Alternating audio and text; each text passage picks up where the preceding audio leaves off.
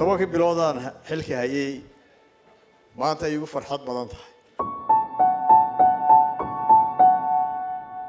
waxaan joognaa maanta Cergabo oo nabada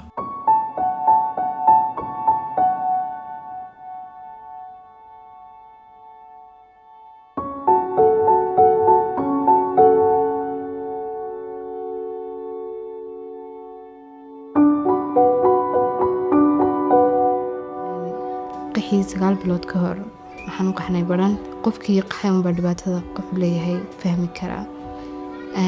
meel aan fahmayn cid ku joogin